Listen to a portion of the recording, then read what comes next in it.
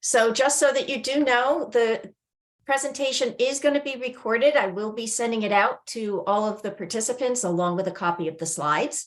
There will also be a survey that goes out with that. I always like to get feedback on how you think the presentation went and try to solicit ideas for future webinars. That's always really, really helpful to me. We have Anita joining us today. Hi, Anita.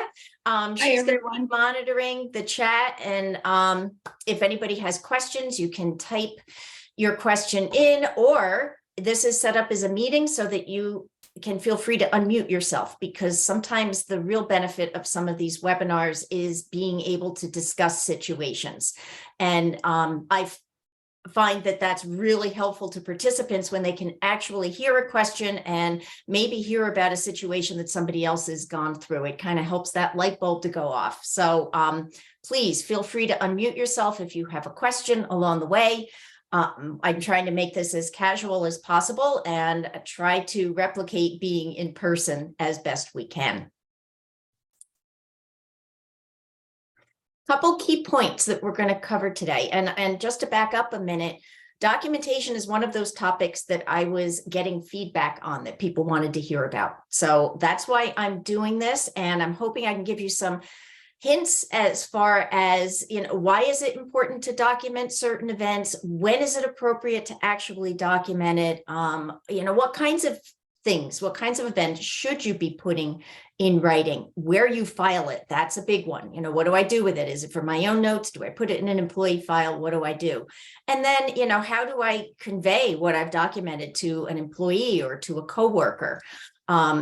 And these are all the basic questions that tend to come up concerning documentation. So that, in a nutshell, is what we are hopefully going to be covering today. My standard disclaimer, this is for informational purposes only. I am not an employment attorney. If we do get into discussing any specifics, I can give you some advice, but please don't ever rely on me for legal advice. If I do get questions over the course of talking to a client or giving a webinar, and I know that this is beyond me, I am the first one to say you really should be retaining legal counsel on this. So just my normal disclaimer that I always put up front. So really, why we document is that we want some sort of evidence that this actually happened. Going back to what someone had said earlier, if it wasn't documented, it didn't happen, right? You could be in a situation where it ends up being your word against somebody else's word. And if you don't have the specifics and you didn't write it down, you're really not going to have any concrete evidence that the situation ever even occurred. So you really want to have an accurate account of any situation that you think is important and you might need to refer back to. And you want that to be as detailed as possible. And it's okay if it's too many details, because sometimes it's the things that you least expect that are going to pop back into your head when you look at previous notes and say, oh, that's right, I forgot about that. You're documenting so that there's clarification, and this could be clarification for just you, or it could be clarification between you and another person of, hey, this is my understanding of what happened. Is that your understanding as well? You want to be able to justify certain situations. And, one of the biggest justifications is if you have to make an adverse employment decision, if you need to be terminating somebody's employment, you want to have something that said, hey, we gave you every possible avenue to rectify this, and now we're going to go ahead and we're going to be taking further action. So documentation can be used as a justification. But I think one of the big things that documentation is it's a memory refresher, because our memories are not infallible. So I heard a really interesting podcast. I don't know if anybody has ever listened to the podcast called Revisionist History. So I was listening to this while I was on a road trip, and it's season 3, episode 4. And it's an episode called Free Brian Williams. And it's a really good example of how our memories fail over time. So just to go over this briefly, I don't know if anybody remembers what happened to Brian Williams. Brian Williams was a network news correspondent. He was in Iraq and he was covering the war as an embedded reporter back in 2003. And he went on to the David Letterman show 10 years later, 2013. And Letterman asked him about what it was like to be an embedded reporter. And he went on to tell this whole story about how the convoy that he was in was hit by enemy fire. And he was actually in the helicopter that got hit. And apparently the flight engineer that was on the helicopter that got hit was listening to this interview with Letterman. And he's like, wait a minute. Brian Williams was not on my helicopter. He was on another helicopter in the convoy, but he absolutely did not get hit. And he actually came forward and he said, sorry, dude, I don't remember you being on my aircraft. And then it turned into this whole big thing where Brian Williams ended up losing his job as a correspondent. The assumption that was made by everybody is he's lying, he's embellishing, he's making this story up.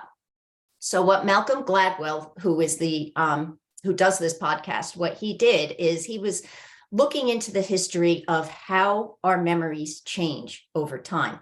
And he used 9/11 as an example. He called 9/11 a flashbulb event. So that's like a big event that happens over history. You know, some of us can remember, I think all of us can probably say, I know exactly where I was and what I was doing when I heard about the plane hitting the Twin Towers. Our parents' generation would say, I know exactly where I was when I heard that President Kennedy was shot or that Martin Luther King was assassinated. Those are called flashbulb events.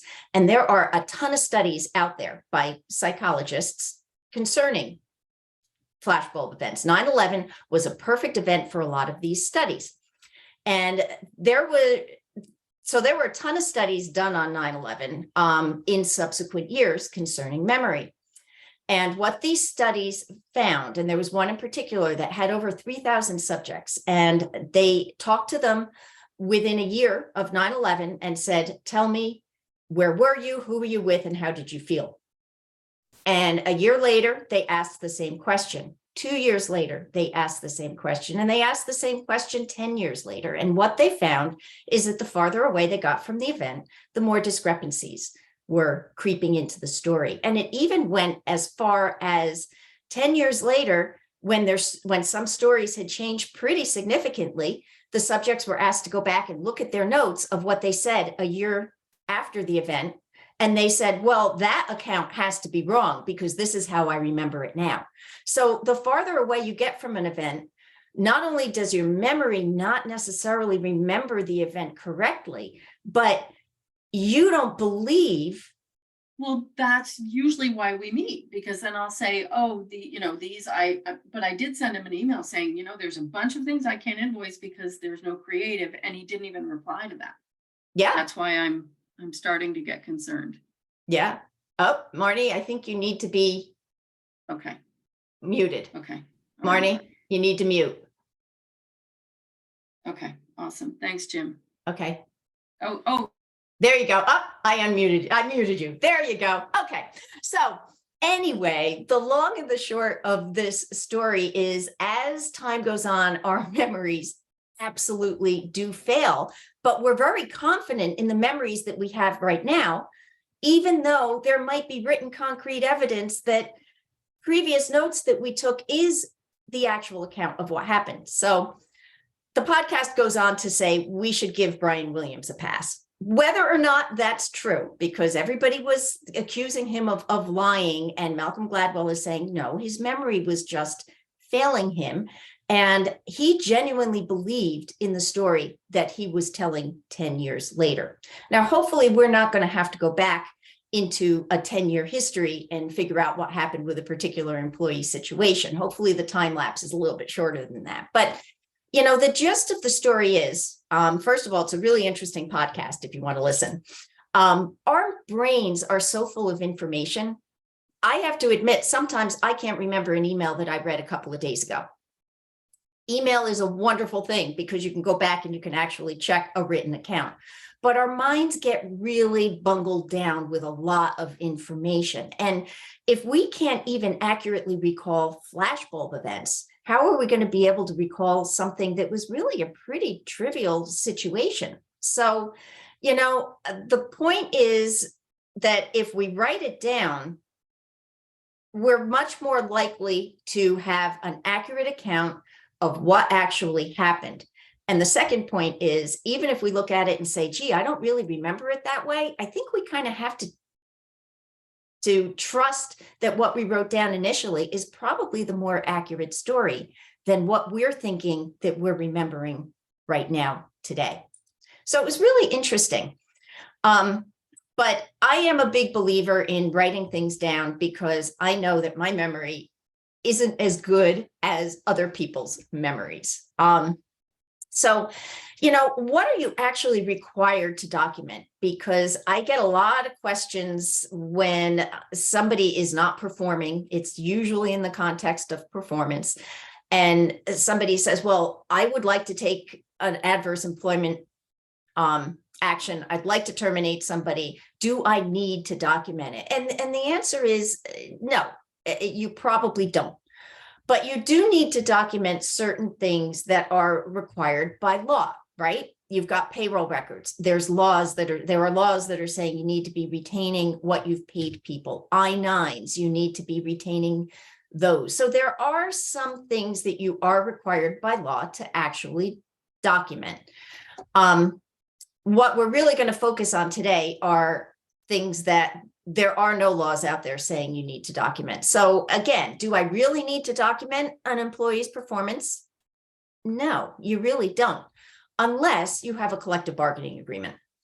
I will always throw that in there, that if you have a collective bargaining agreement, that means that your employees are governed by that agreement. And if there's a grievance procedure in there, you are required to follow it. So you do not have employment at will, which basically means that you can hire and you can terminate employees for any lawful reason at any time.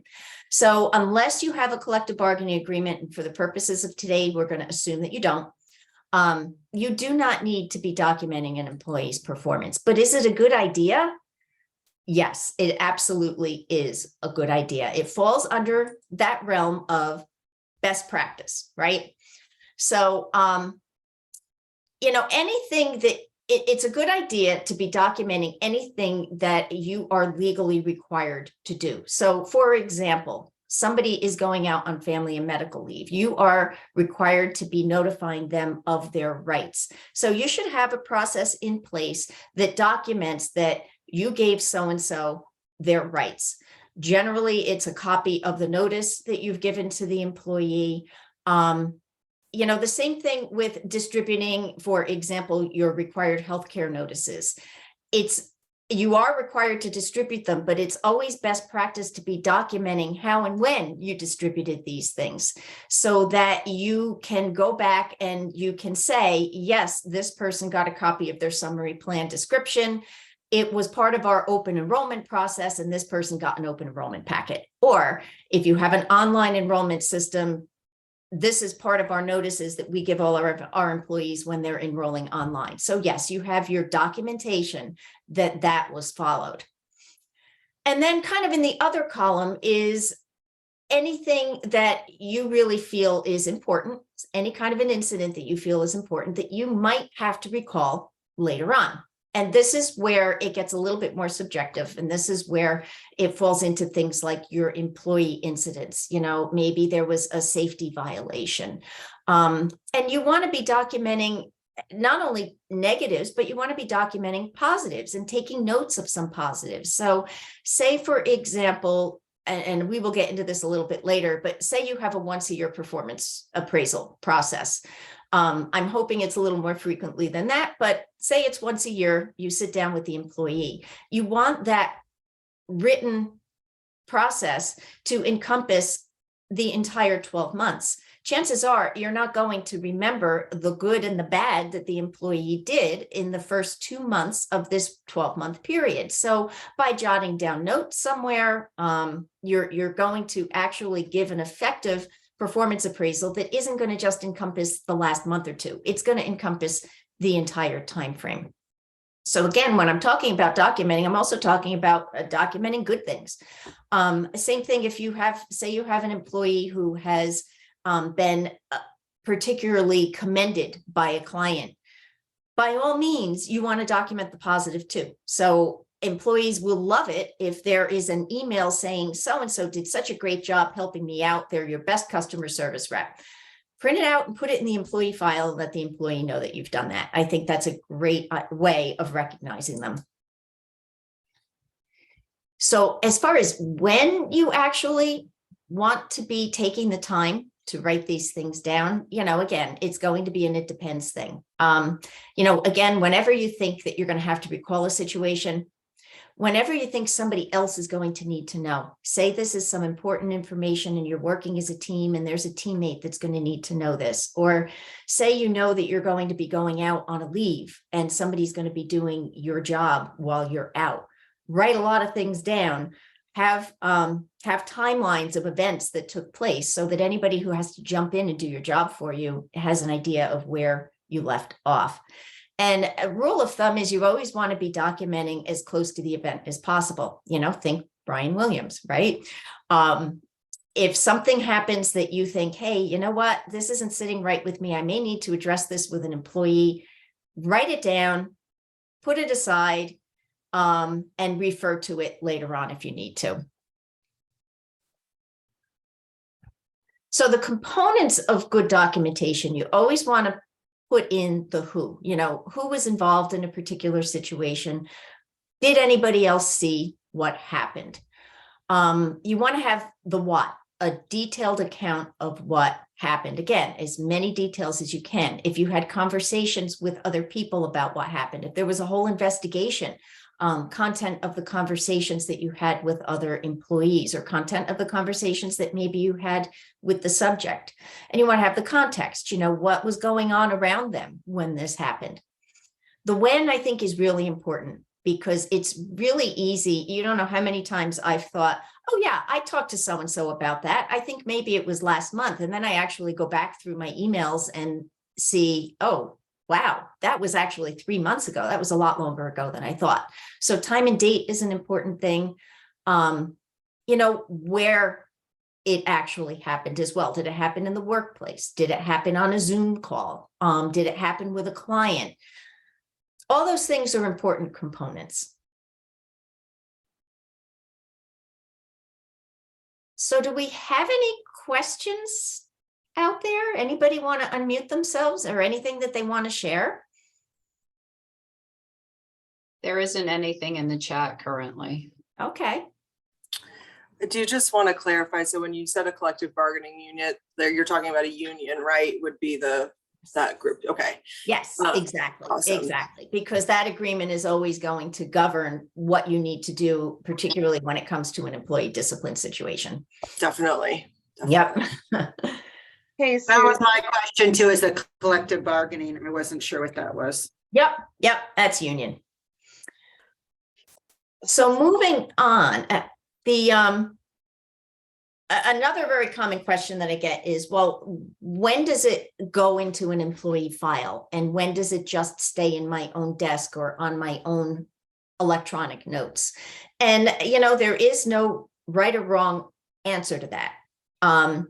But one rule of thumb is that it should only be placed in the employee file if the employee actually knows about it. So I always look at it this way: your employment file, which has all the information in there about that would be relevant to an individual's employment with you. The employee should know everything that's in there. There should be no surprises. And I have done webinars in the past about organizing your employee files. That may be something that I resurrect. I don't think I've done it in a year and a half, maybe 2 years. So that may be something we talk about down the line. But general rule of thumb is the employee should know that it's in their file. And your best practice is that if something does rise to the level of, hey, this needs to be documented in the employee file, you should sit down with the employee and get a written acknowledgement from the employee that this has been discussed with them. If it hasn't been shared with the employee, then you just keep it in your own internal file as your own reminder. So, a helpful hint here, I find email is a really good way to memorialize a situation. Particularly if it's something that it doesn't necessarily need to be in the employee's file, but you might have had a discussion with an employee about a situation that came up. It's really easy to send the employee a quick email afterwards and say, hey, glad we had a chance to talk today. Just to reiterate the content of our conversation, here's what we talked about. And that way it's clear on both sides, and it's clear to the employee too, that yes, this was discussed and this is what we're going to do about it, if anything, going forward. So I really think email is a wonderful way of informally memorializing a situation. So when does it rise to that level of, ooh, I think I need to get this into the employee file? Again, there's no right or wrong answer to this. This is going to be a judgment call. Generally, if there's anything that has been previously discussed with an employee and the situation hasn't been rectified, that's likely the time that you think, I think maybe I really do need to sit down and put this in writing and sit with the employee and have them acknowledge it. And, just as a reminder, that even if you have a small situation and it definitely doesn't rise to that level of being officially documented, it's probably something, if you're documenting it, it's probably something that you should be discussing with the employee in an informal conversation. And this is something that's really, really hard for some people to do. And it's something that you as an HR person probably have to work with your supervisors on doing. Some of them are very comfortable with it, others not so much.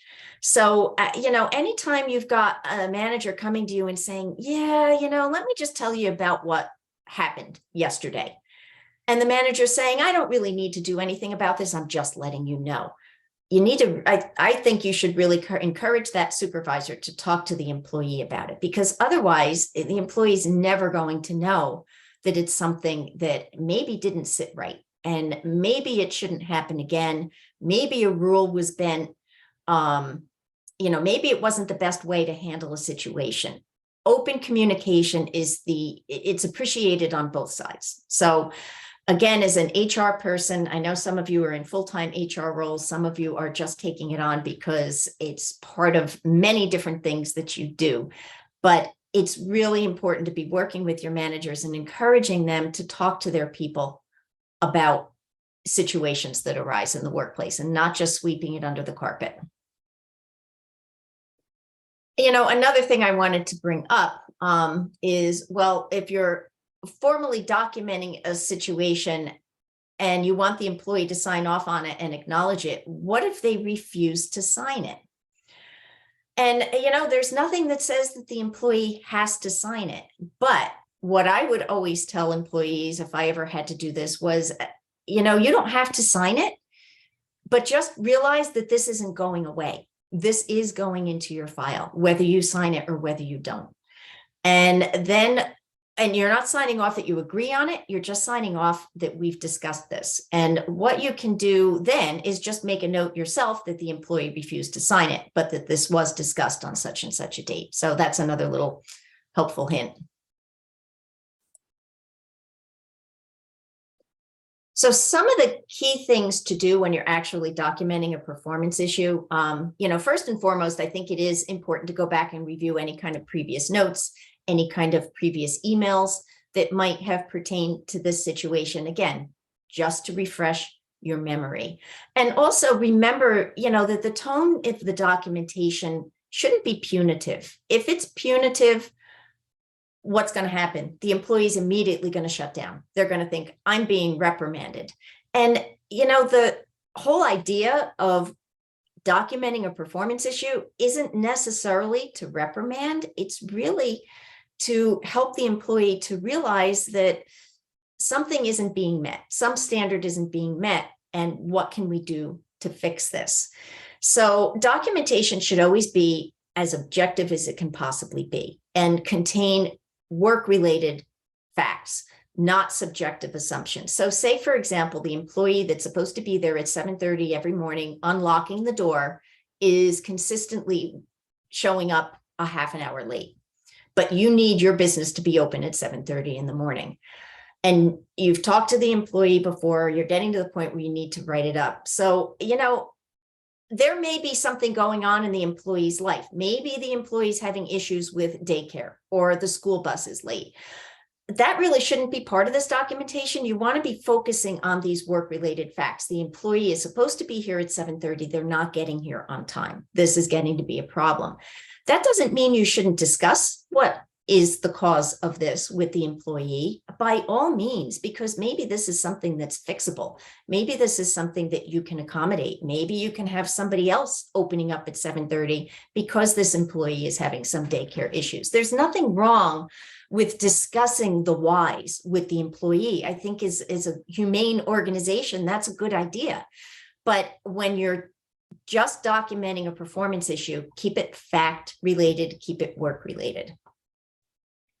And again, the specifics, anything that you can recall from previous meetings, previous discussions, what's improved, what hasn't improved since you last spoke with the employee.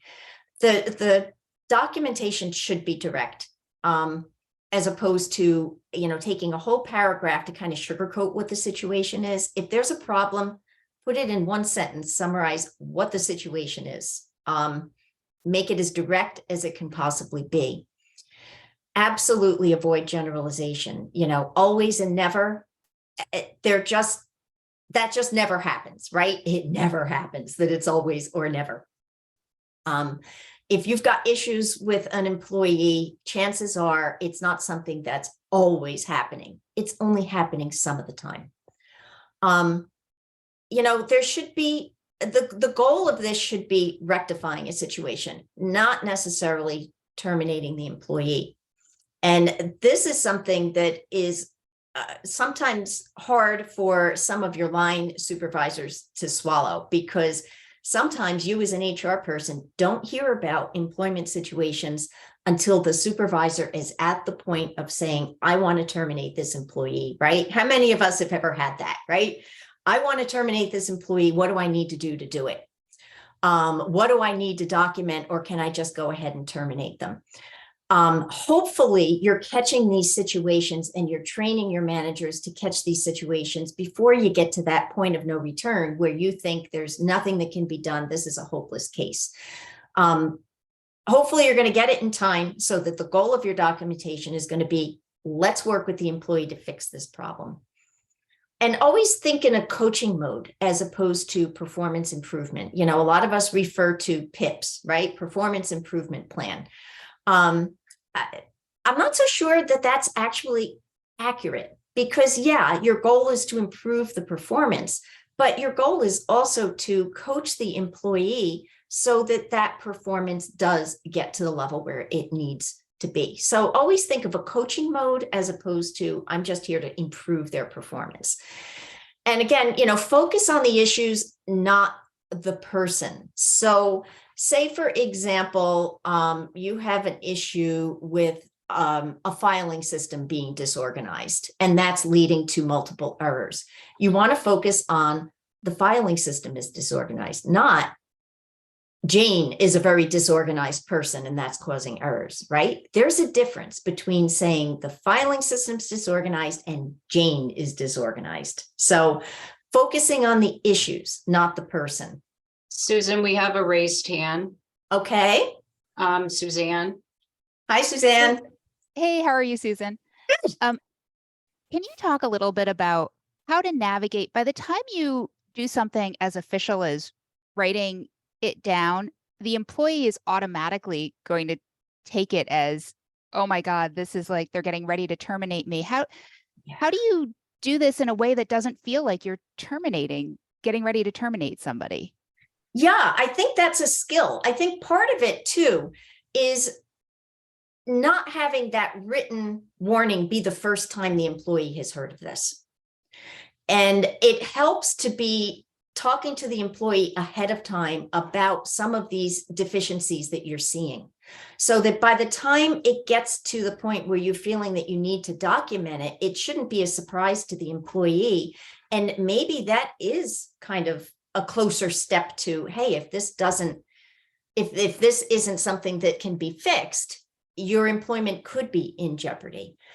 But it shouldn't be, I had no idea, unless it's something that's really egregious, right? Like some sort of, I'm thinking of an OSHA violation, right? Something that might have popped out of nowhere, but it's really serious. And you're kind of on the fence with, should I terminate this employee or shouldn't I? Because this is a real safety hazard. You know, that is a little bit different, but I'm talking about just general performance issues. I think the best way to avoid that is by talking to them before it gets to the point where it really needs to be documented in writing. And again, thinking coaching as opposed to this is a problem and we might have to terminate your employment. Take a look at it in the context of what are we going to do? How can we as an employer help you to overcome these issues that we're seeing? What can we do? And I think by setting that tone of this is something we are all in together, as opposed to a tone of being punitive, is really, really helpful. But it's a skill. We have another question. Michelle had a question as well. Her hand was raised. Okay. Yes, this kind of leads me right back into a situation that I had earlier this year about we had an employee with excessive absences and we were fine. The manager was at the end of her rope by the time she wanted to finally document it. And how do you handle it if a manager wants to dial back? Because sometimes they came to me with the initial complaint and the initial details, and then once they found out it was going to be documented, they dialed back their complaint. So how can we help deal with a manager that now wants to dial back or downplay the seriousness of an occurrence now that they find out that it's going to be documented? Oh, yeah. Again, Or not wanting to document altogether because, reasons. So.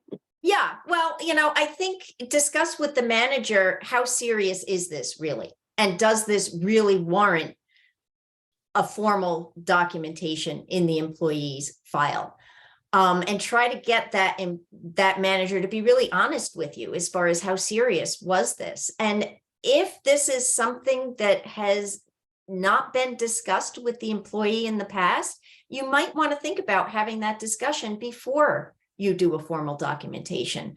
Maybe the manager is okay, and maybe they're on target by dialing it back a little bit, because maybe it wasn't that big of a deal after all.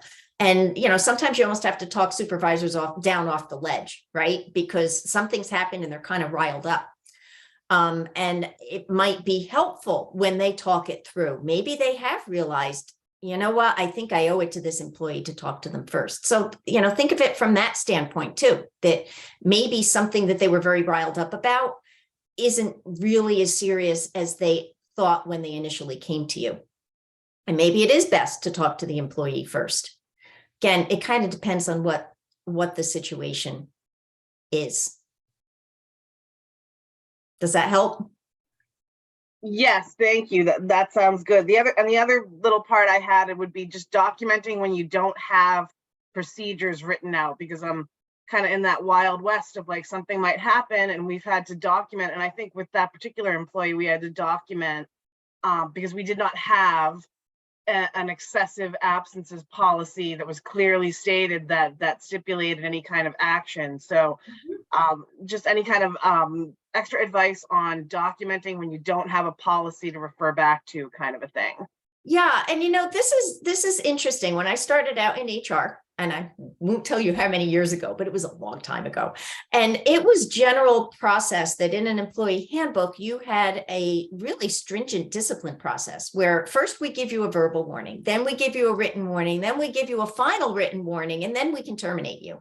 And this warning is going to last for 30 days, 30, 60, or 90 days, right? And you check off a box. Now, the general consensus is that's not such a good idea because that kind of guarantees a due process.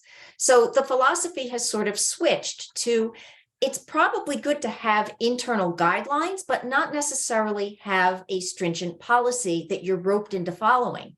because so many situations, it's never a one size fits all. And it's good to be consistent. And I think that's where you as an HR practitioner come into play, to take a look at how have I handled these things in the past? How does the organization handle these things in the past so that there is some consistency? But guidelines are good. I think procedures, maybe not so much. You want to have room for that flexibility because, you might want to give a little bit of a pass to somebody who's been with you for 20 years and is, for example, suddenly having an attendance issue because they're taking care of elderly parents.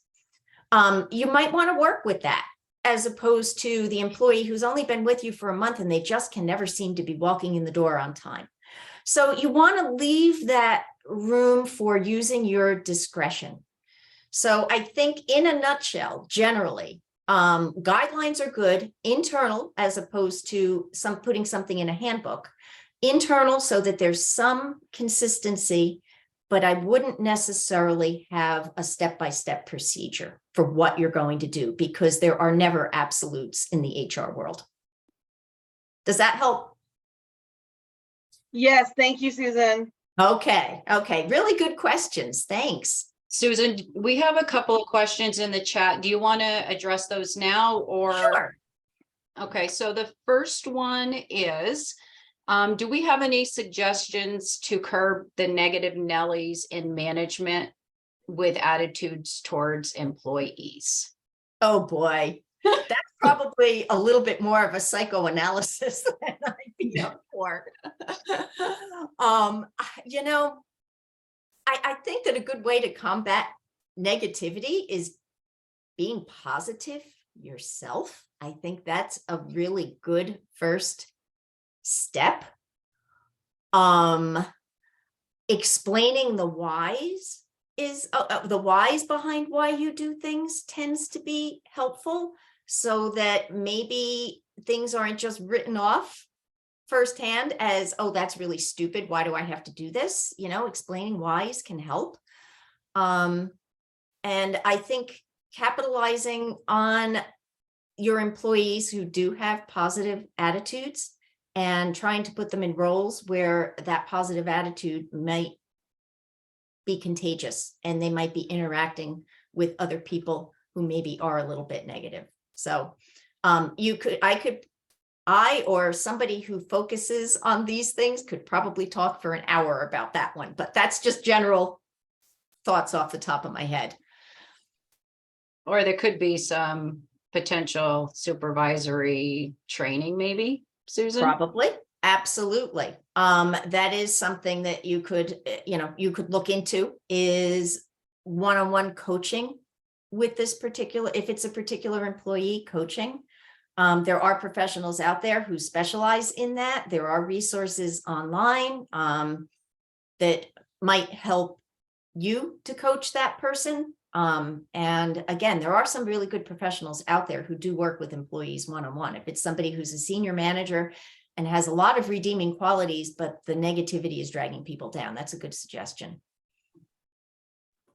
And then the next question is, if you have an employee who has told their supervisor that they have a mental health issues and depression, but they have not told HR yet, do we as HR reach out to the employee?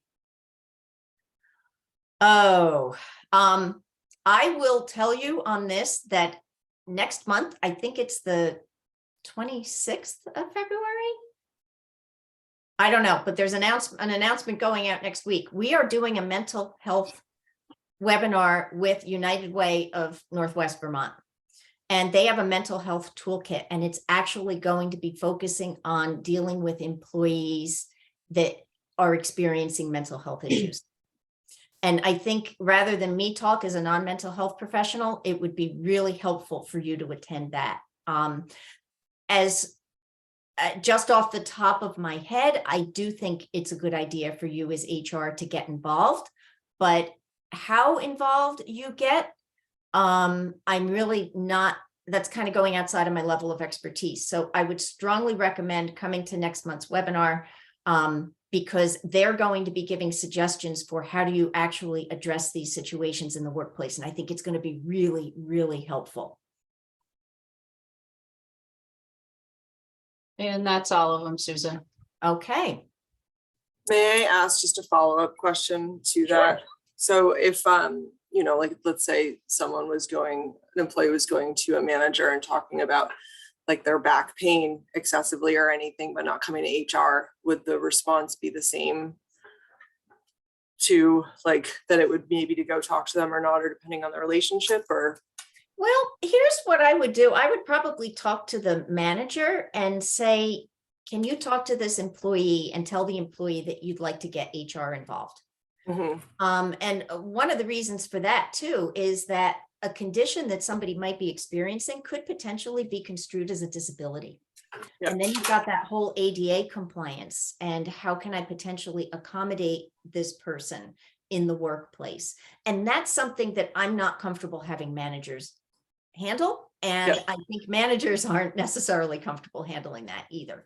So I would at least start by going to the manager and saying, can you talk to the employee and let them know that you're going to be sharing this with HR? Mhm. And again, it shouldn't go any farther than the manager and HR. So, you know, assure the manager that that bringing you into the loop is going to help the employee, because there could be accommodations that you can make in the workplace that's going to help the employee through this. Awesome. That's great. Okay. Thank you. Good question.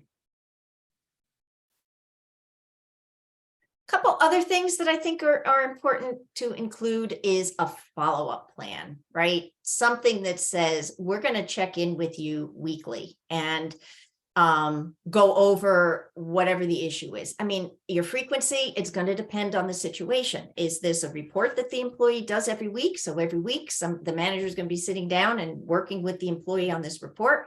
Fine. If it's something that's going to be maybe a once a month check-in, whatever you think, again, think coaching, right? You're trying to improve. Some sort of a follow-up plan for this is what we're going to do from here. You probably should include what's going to happen if there's no improvement. And again, use your discretion. Is this something that you're looking at and saying, hey, this is really a problem? Or is this really a purely coaching? We really think that we can figure this out. Then you may want to save the what could happen if there's no improvement for a subsequent follow-up. But that what could happen if there's no improvement should be there at some point. It doesn't have to be there in an initial documentation, but it's always a good idea before you actually do terminate somebody that somewhere along the line, they've been told this really isn't working out. We're going to give it one last shot. Again, you don't have to do that. This falls under best practice. I always operate under the philosophy that a termination should never be a surprise. The employee should always realize that this was a possibility. You should leave room for an employee response, right? The employee should be able to say their piece, and they should be able to say it in writing. If they want to have it documented, they should be able to do that. And again, that employee signature and acknowledgement. If they refuse to acknowledge it, doesn't mean that the documentation is going to go away, and they're only signing off on the fact that this has been discussed with me. They're not signing off on anything that says that they necessarily agree with it. And that will often help the employee to come around and say, okay, I'll sign it. And if they don't sign it, again, just make a note on there. The employee refused to sign it, date it, and it's done.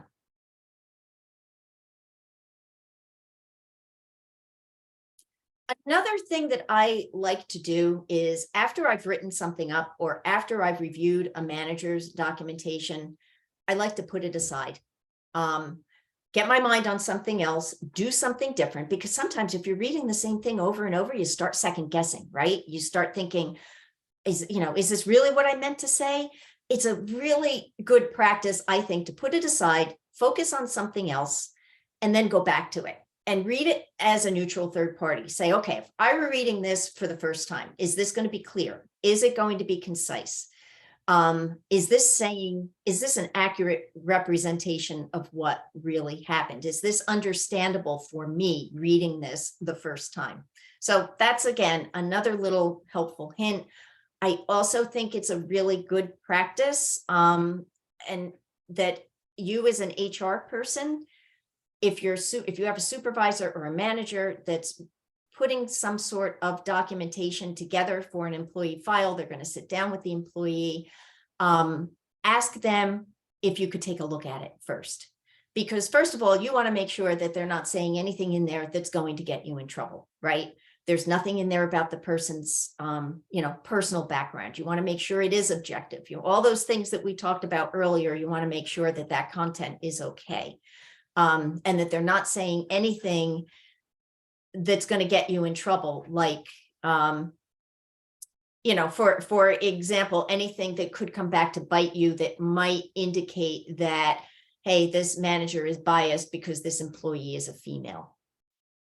So you want to take a look at it objectively as a neutral third party. And I think most supervisors will welcome that, because what I found is a lot of them aren't all that comfortable with putting this together in the first place. And for the most part, they're pretty receptive to having another person take a look at it and kind of give them some guidance and tell them a little bit about what they should and shouldn't be doing. Not always, but very often it's a welcome offer to say, hey, how about if I take a look at this before you sit down with the employee? And then you can work with the manager to tweak it if it needs to be tweaked. So as a good practice, I think as an HR professional, insert yourself into that process if you can. Couple of other hints. Train your managers, really important. Train them in addressing issues. Whether you do the training yourself, whether you have some sort of a learning management system, train your managers. Those of you should all have access to Zywave. There's a learning, that's that online HR database. There is a learning management component to that. I don't know if it's turned on for everybody, but if you're interested in that, let me know. I'd be happy to turn it on for you. And what that is, it's a whole bunch of different trainings. And there's everything from safety training to how do you have difficult conversations with your employees training. It does require a little bit of administration on your part to actually be going through these trainings and assigning trainings to managers, but they can be helpful. And honestly, even though trainings are a little bit hokey, managers generally get some takeaways from them. And very often it's something that's very welcome to managers because they're not comfortable addressing situations. So it's really helpful to them to have a little bit of guidance. You should have some sort of system in place for regular documented feedback. Again, the traditional model is once a year we do a performance appraisal, and philosophies have changed on that. And I'm a big proponent in some sort of regular sit downs with your employees, more frequently than once a year, and somehow documenting those. There are some, a lot of payroll systems have online performance feedback, even if it's just some sort of a spreadsheet that's developed for managers to sit and have these conversations with their employees. It doesn't have to be anything really formal, but some sort of documentation of the discussion is a really good idea. And I also find that providing managers with forms can be really helpful, because it's kind of hard to tell a manager, okay, you need to document that sit down with the employee. And all they have is a blank sheet, right? They don't know where to begin. If you've got just a simple little form that they can do online that says, date, who you spoke with, content of the conversation, game plan going forward. It just helps managers to have that discussion and to put that documentation into place. So I find that that's helpful as well. Can be very, very simple. So do we have any other questions or comments? Anybody want to have a story or anything they want to add?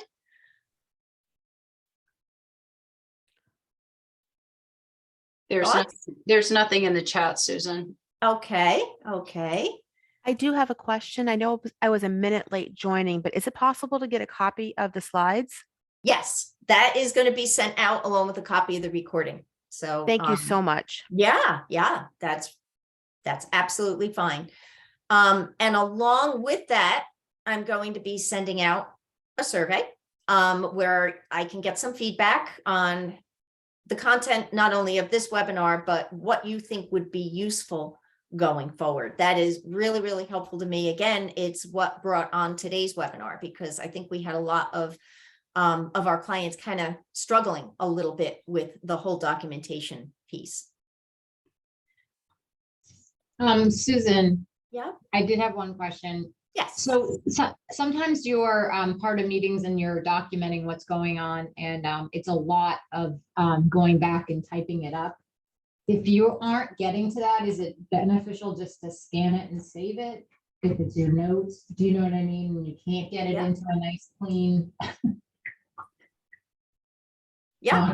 Or- I agree that even if it's handwritten notes, and I sometimes am guilty of, I either am I don't have the right thing up on my computer to be doing it online. Right. I'll just be writing notes. I don't always have the time. And I actually have done that, where I've scanned documents and just put it into my electronic files so that I know where to find it. At least it- going yeah, forward. okay. Yeah.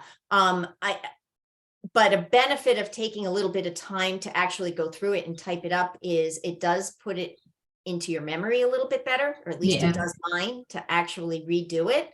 And it also makes it more clear to go back and read. And I have to say, I am guilty. Sometimes I go back to my own notes and say, what? What was I trying to say? Okay. So I do try, when I've taken notes, to go back and write them in a way that I'm going to remember it when I need to look at it down the line. Okay. Thank you. Yeah. Any other questions or comments? Well, thank you, everybody. I did finish up a couple of minutes early. That's my contact info. Right. If anybody has any questions going forward, feel free to reach out. Be happy to help you out and help walk you through anything. And we will hopefully see you next month at the mental health first aid training. Again, I think that one's going to be really, really good. And I'm turning it over to the experts at United Way's Working Bridges program, because they are very good at this. And one of the takeaways is going to actually be a mental health in the workplace toolkit that you're going to be able to refer to. And they're going to give you local and national resources that you can offer to your employees who might be experiencing some sort of a mental health situation in the workplace. So I think they'll be really good at discussing where you as an HR person need to back off and hand it off to a professional. So hopefully you can all join us next month. That should be a good one. Okay, thank you, everybody. Okay, drive safe if you're driving today. Thank you. Bye.